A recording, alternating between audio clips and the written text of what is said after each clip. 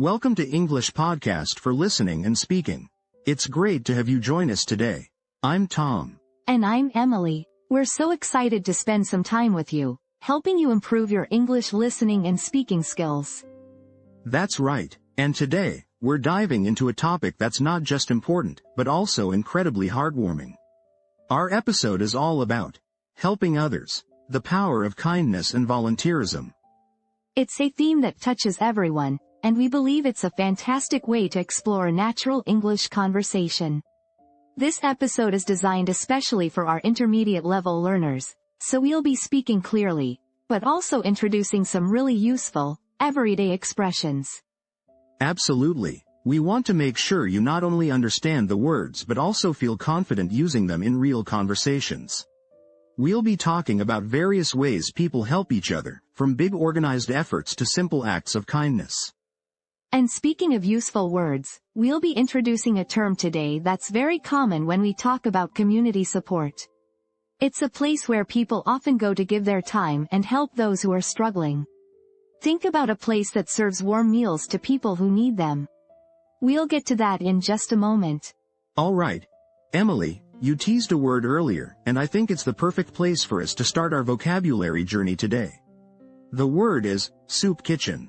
Yes, soup kitchen. It's a very common term, especially here in the United States, and it describes a place where free food, often soup, is served to people who are homeless or can't afford to buy food. It's a place that provides meals to those who are less fortunate. That's right. So, if someone says, "I'm going to eat at the soup kitchen today," it means they're going there to get a free meal because they need it. Or, if you hear, "The local church runs a soup kitchen every Tuesday," it means they organize and provide meals there regularly. Exactly. Now, how do these places operate? Who helps out at a soup kitchen? That leads us to our second important word, volunteer. Volunteer. This is a fantastic word. Volunteer is a person who offers to do something without being paid, usually to help others or a good cause. They give their time and effort freely. So, if you volunteer at a soup kitchen, it means you're helping serve the food, clean up, or prepare meals, and you're not getting paid for it. You're doing it because you want to contribute and help others. For example, many students volunteer at the animal shelter on weekends. Or, I decided to volunteer my time to teach English. That's a great example. You're giving your time freely for a good purpose. So, Emily, have you ever considered volunteering at a soup kitchen yourself? Oh, absolutely, Tom. I've actually spent some time volunteering at a local soup kitchen downtown. It was a truly eye-opening experience. Really? That's wonderful. What did you do there when you volunteered? Well, I mostly helped with serving the meals and chatting with the people who came in. It was busy, but so rewarding. And the soup kitchen itself was a really warm and welcoming place, which made a big difference. It sounds like a great way to put your time to good use and connect with the community. I imagine it gave you a new perspective. It certainly did. It showed me how much a little bit of help can mean to someone. All right, Tom, are you ready for the lunch rush? The line is starting to get long at the soup kitchen. Ready as I'll ever be, Emily. We've got a lot of hungry people to serve today. I'm glad we decided to volunteer here this afternoon. Me too. It feels good to be busy and know we're helping. Remember what we talked about earlier? This is what being a volunteer is all about. Passing the ladle, please. Here you go. Wow, look at that smile. This gentleman seems really happy with his meal. They always appreciate it so much. It makes all the hard work worth it. Oh, here comes Mrs. Gable. She's a regular, always has a story for us. Emily, my dear, and Tom, my two favorite volunteers, is that your famous turkey chili today? Oh, my goodness, I could smell it from down the street. My stomach started rumbling like a faraway train. Good to see you, Mrs. Gable. Yes, it's turkey chili. Extra spicy just the way you like it, right? Oh, you know me so well, sweetie. A little spice makes life nice, especially when you're just trying to make ends meet, you know? This soup kitchen is a lifesaver. You folks are angels. We're happy to help, Mrs. Gable. Just doing our part, and we definitely appreciate your positive energy. It really bolsters our spirits, especially on a busy day like today. Chuckling, well, somebody's got to keep the mood light. I tell you, yesterday I was convinced I'd lost my lucky penny, and I was just beside myself. But then, right outside the soup kitchen, there it was, shiny as new. It was a sign, I tell you, a sign things are looking up. That's wonderful, Mrs. Gable. We all need a little luck sometimes. And it's great to see you in such good spirits. Oh, I'm always in good spirits after a good meal and a friendly face. You know, some days, just having someone to chat with while I eat makes all the difference. It's not just the food here, it's the kindness. Anyway, I won't hold up the line. Thank you both so much. You're truly making a difference. Take care, Mrs. Gable. See you next week. She's quite a character, isn't she? Always so cheerful, despite everything. She really is. It puts things into perspective, doesn't it? Just seeing her, and hearing her talk about making ends meet, and how much she appreciates this place. It reminds you why we volunteer. Absolutely. You know, you hear about people who have fallen on hard times, but meeting them, talking to them, it's completely different. It's so much more personal. That's the power of these places, Tom. It's not just about providing a meal, it's about providing a moment of connection, a bit of warmth. And for us, as volunteers, it's a chance to learn and grow, too. Yeah, I wouldn't trade this experience for anything. Even with the long hours, it's so rewarding. This soup kitchen is doing amazing work. Agreed. Now, who's next in line? Let's keep these meals moving.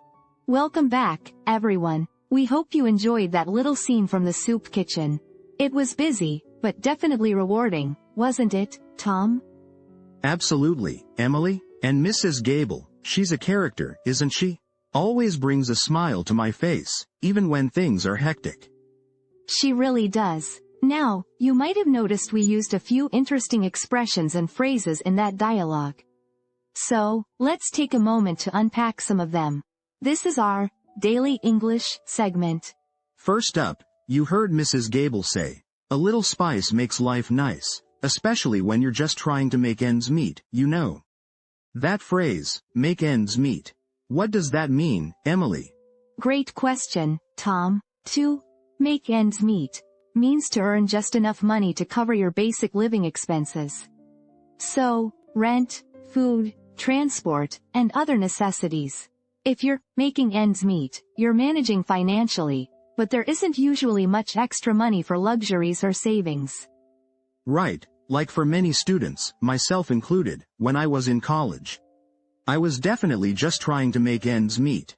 Every penny counted. Exactly. And sometimes, people fall on hard times. We heard you mention that, Tom, when you said, you hear about people who have fallen on hard times, but meeting them, talking to them, it's completely different.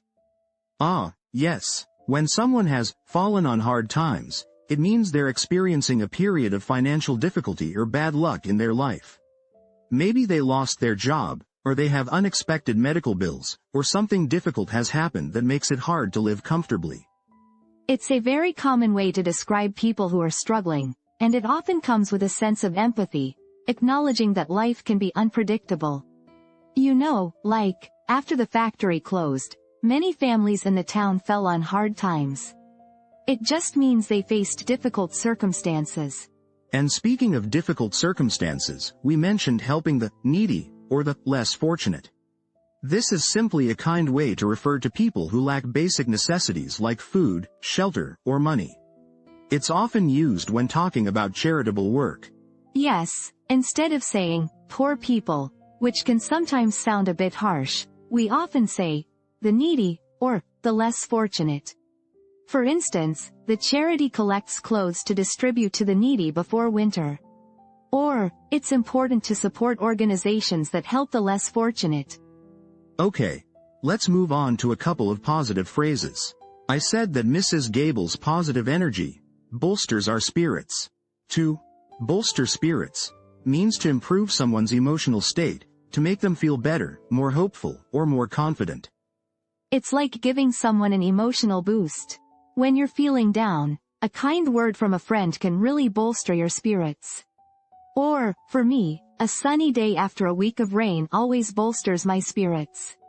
It's a great way to say, cheer up, or lift someone's mood. And then, at the very end of her conversation with us, Mrs. Gable said, "You're truly making a difference." Emily, tell us about making a difference. To make a difference means to have a positive impact on someone or something, even if it seems like a small action. It means your actions are creating a change for the better. Mrs. Gable felt we were making a difference by serving her food and being kind. Right. Like even picking up litter in your local park can make a difference for the environment. Or a teacher who truly inspires their students is definitely making a difference in their lives. Exactly. And finally, let's talk about the idea of being generous. We use that word, kindness, a lot in the dialogue, and generous is very much related. When someone is generous, it means they are willing to give time, money, or support freely, without expecting anything in return. Like donating to a charity, volunteering your time, or even just offering a helping hand to a friend. These are all examples of being generous. Think of it this way. A generous person is happy to share what they have, whether it's their resources, their time, or their positive energy, like Mrs. Gable. My grandparents are very generous with their time. They often volunteer at the local community center. So there you have it. 7 useful expressions and phrases from our short scene at the soup kitchen. Make ends meet, fallen on hard times, the needy, or the less fortunate, bolster spirits, making a difference, and generous. Learning these phrases in context, like we did, really helps you remember them and understand how to use them naturally. So, pay attention to how they are used in everyday conversations you hear. Welcome back to English Podcast for Listening and Speaking. In our last segment, we broke down some useful expressions from our soup kitchen scene. Now, let's take 3 of those phrases and really focus on how to use them with confidence in your everyday conversations. This is our Fluency Builder segment. Exactly. The goal here is not just to understand them, but to feel comfortable using them yourself. Let's start with make ends meet. Remember, this means to earn just enough money to cover your basic living expenses. So, for example, you might hear someone say, "It's tough for young families to make ends meet with the rising cost of living." Or, after he lost his job, he struggled to make ends meet for a few months. See how it describes a financial situation. It's about covering your necessities. It's really common to talk about how difficult it can be for people to make ends meet, especially in big cities. You can even ask, are you able to make ends meet easily? It's a natural phrase. Try saying it aloud with this. Make ends meet. Good job. Our next phrase is fallen on hard times. This describes someone experiencing a period of financial or life difficulties.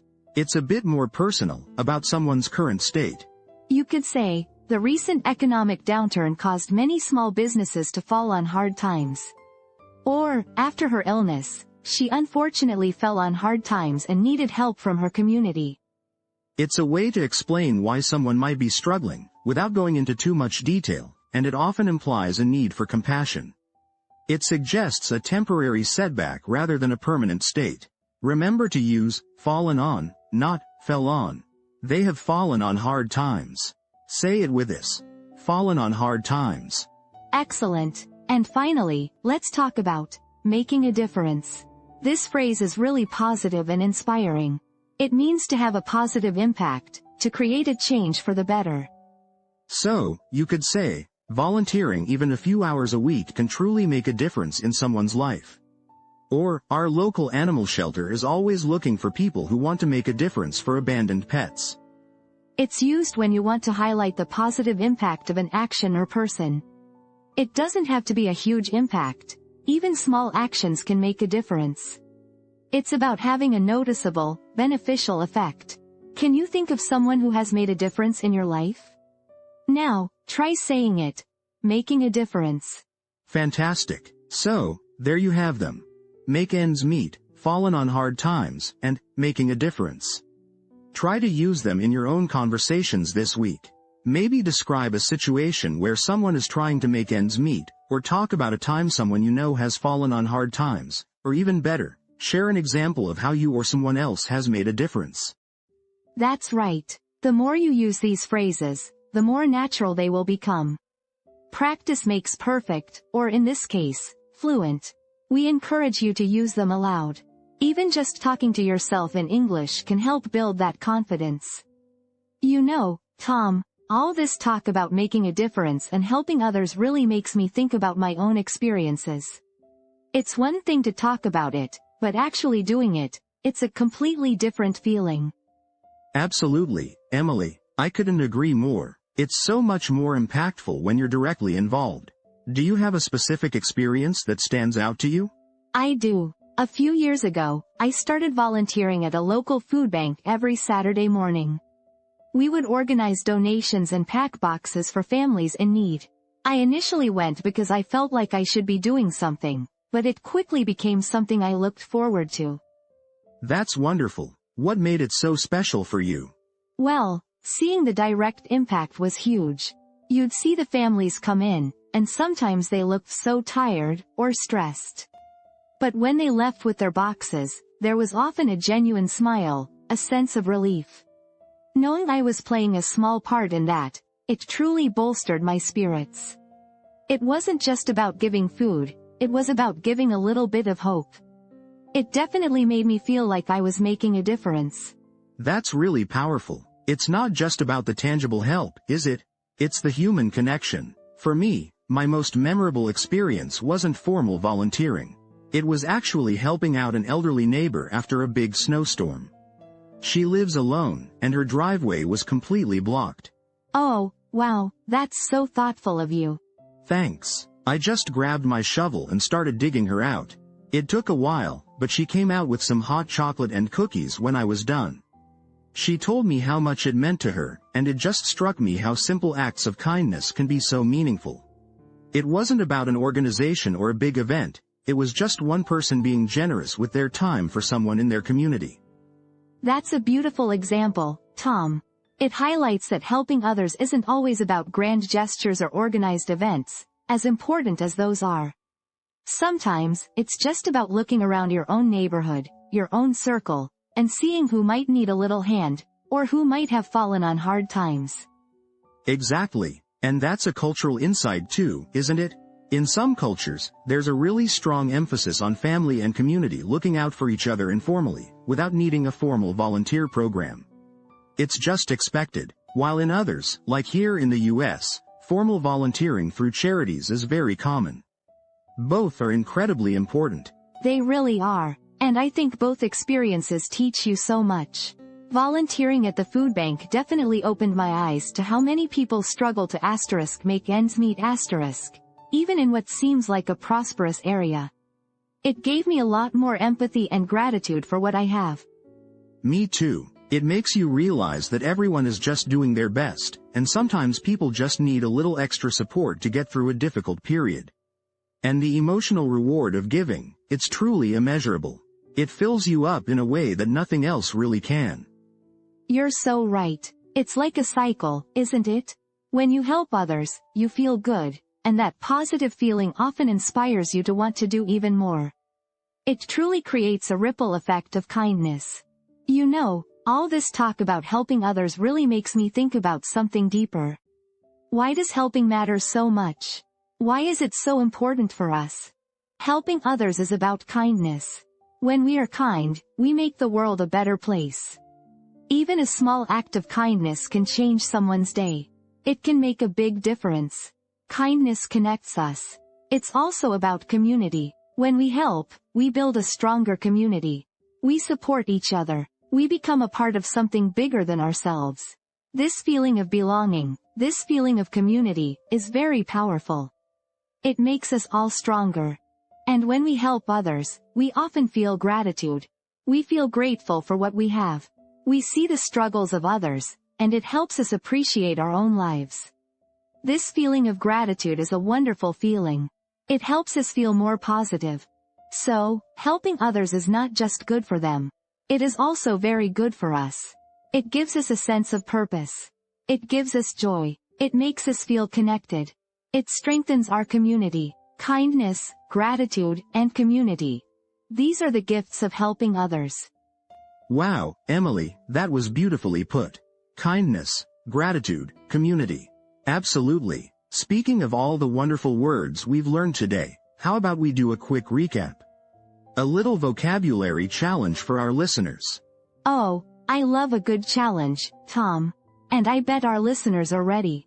This is a great way to check how well you remember the words and phrases from today's episode. Alright. Everyone, get ready to shout out the answers or even just say them quietly to yourselves. First up, do you remember the place where we were helping out in our little scene earlier? It's a place that provides meals to people who are experiencing homelessness or who are less fortunate. What's it called? Give them a moment to think. Got it? It's a soup kitchen. Did you get it right? If you did, give yourselves a pat on the back. Or a high five, virtually. Excellent. Now, my turn. We talked about people who don't have a permanent place to live. What word do we use to describe them? Think back to our conversation. And remember to try to say the word out loud. That's right. The word is homeless. Very good. Okay, next one. We heard about someone who was very willing to give their time and effort to help others. What's the word we use for someone who gives freely, without expecting anything back? Someone very giving? Think about that warm feeling of helping. That's right, the word is generous. Are you a generous person?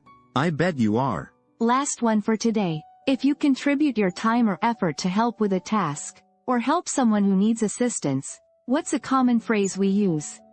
We talked about it when you decided to help me with the dishes. It means to chip in, to help out. This one's a good one for everyday conversation. It's to pitch in. How many of you said, pitch in? Fantastic. You've been paying attention. Wow, Emily, that was a fantastic recap. Our listeners are clearly on top of their English vocabulary. They certainly are, Tom. And what a journey we've had today, exploring the power of kindness and volunteerism. We've talked about how helping others can take so many forms, whether it's volunteering at a soup kitchen, donating what you can, or simply offering a kind word. Absolutely. And we learned some really useful expressions along the way, like pitch in, to help, understanding what it means to make ends meet, for those who fall on hard times, and appreciating generous people who bolster spirits and are making a difference. It's truly amazing how a little kindness can create such a big ripple effect. We hope this episode has not only helped you boost your English listening and speaking skills but also inspired you to think about how you might pitch in and make a difference in your own community, no matter how small the act. That's right. Whether it's helping a friend, a neighbor, or even a stranger, every act of kindness counts. We encourage you to reflect on what you can do. We absolutely loved sharing this episode with you. If you enjoyed it, please do leave us a comment, a rating, and subscribe to English Podcast for Listening and Speaking, wherever you get your podcasts. It really helps us reach more learners like you. And we'll be back soon with another exciting topic to help you on your English journey. Thank you so much for joining us today. Keep practicing your English, keep being kind, and we'll talk to you next time. Bye for now. Goodbye, everyone.